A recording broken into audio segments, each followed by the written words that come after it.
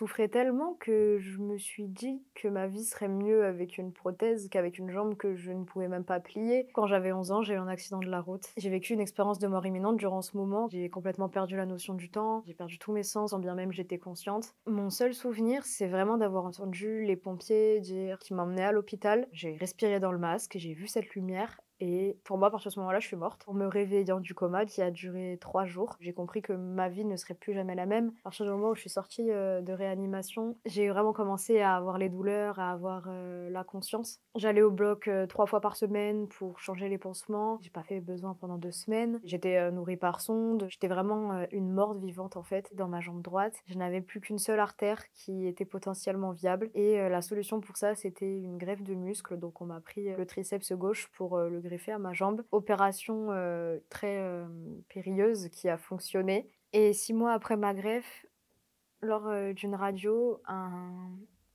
médecin m'a tout simplement dit, que si ça continuait, comme ça, vu l'état de ma jambe, il y aurait pas d'autre solution que l'amputation. J'avais l'impression pendant 9 mois qu'on m'avait menti, c'était un brouillon pour la médecine et au final, je me suis résolue au fait que l'amputation, était la meilleure des solutions. On m'avait quand même laissé, 1 semaine de deuil, pour dire au revoir à ma jambe tout simplement. Je lui ai écrit des lettres, je lui ai parlé. Je l'ai beaucoup insulté aussi pour, toutes les douleurs, que ça m'avait causées. Je souffrais tellement que je me suis dit que ma vie serait mieux avec une prothèse qu'avec une jambe que je ne pouvais même pas plier. Je me disais que dans tous les cas, tout, même être en fauteuil à vie, hein, serait déjà mieux, qu'avoir, une jambe, en fait. Lorsque je me suis réveillée de mon amputation, c'était assez drôle parce que, vu que c'est à l'hôpital des enfants, il y avait dans la salle de réveil un poster Robocop et j'ai pris ça comme un signe et puis, 10 minutes après être montée en chambre, j'ai commencé à avoir des douleurs fantômes de l'enfer. Lorsque le corps, ne trouve plus de continuité, il va envoyer un message au cerveau qui, lui, va déclencher une douleur. Donc ça peut être de l'électricité, ça peut être, une sensation, de grattement, ça peut, être, des fourmis pour, tout simplement, dire à la jambe, qu'il y a un petit souci. Ce qui a été horrible, c'est que toutes les sensations que j'ai ressenties en 9 mois, je les ai ressenties 10 fois pire une fois que j'avais été amputée. Tu vois ta jambe, tu sais qu'elle n'est pas là et en même temps, t'as as envie de toucher, mais du coup, tu touches le vent, en fait, ça sert strictement à rien et tu deviens fou. En fait, l'amputation, ça a vraiment été la libération parce qu'à partir du moment où je suis sortie de l'hôpital, j'ai compris, en fait, que le plus dur était derrière moi. Donc certes, c'est un nouveau plus dur qui arrive parce que c'est une toute nouvelle rééducation, tu repars à zéro. Mais finalement, c'est ce qui m'a aussi, pas mal motivée parce que j'étais, hyper contente, en fait, cette fois-ci, de me battre pour quelque chose qui allait avoir un sens. Là, j'allais pas me battre jusqu'à la prochaine opération. Là, j'allais me battre pour marcher une bonne fois pour toutes. La première fois que j'ai marché, c'était en cachette dans ma chambre avec le déambulateur que j'avais volé dans le couloir parce que j'en avais marre d'attendre. J'avais, une prothèse qui ne se pliait pas, qui servait uniquement à être debout, qui était reliée à un corset. Je devais être sur une table de verticalisation 30 minutes par jour. J'en avais marre, je me sentais emprisonnée et j'ai, effectué des pas clandestins. Au fur et à mesure du temps, j'ai commencé à avoir le droit de poser un peu plus, de marcher un peu plus longtemps et j'ai commencé à vraiment aimer marcher, en fait. J'avais toujours envie de me dépasser, d'aller plus vite, d'aller plus loin.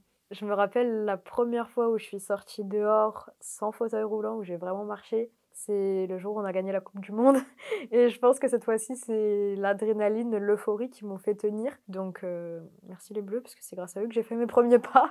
Ça se trouve que sans justement ce qui m'animait au fond, peut-être la joie que j'ai ressentie ce jour-là, j'aurais pas eu la détermination, de marcher, d'avoir la force de sortir dans la rue. Avant de marcher totalement, librement, j'ai mis 1 an. Mon rapport au corps a été, très compliqué. On va dire qu'avant, j'avais un peu un corps, dit dans les normes et peut-être même hors normes parce que pour avoir, fait une puberté précoce, j'étais formée très tôt avec les hospitalisations, avec, l'assise, avec, le fait de pas bouger. J'ai, développé des escarres au niveau du dos, des fesses, donc qui a été assez compliqué à encaisser parce que justement, c'est au moment de l'amputation, au moment où j'ai pu me mettre debout, que j'ai remarqué l'ampleur des dégâts de mon corps. Après avoir pris énormément de médicaments, J'ai pris énormément de poids, ce qui fait qu'à 14 ans, j'ai, fait une réduction mammaire. J'avais une hypertrophie, j'avais un corps, vraiment qui n'était plus qu'un dégât, en fait. C'est pour ça que j'ai encore, d'autres opérations de chirurgie réparatrice à venir, sans, pour autant, aller dans l'extrême. Mais, j'avais vraiment,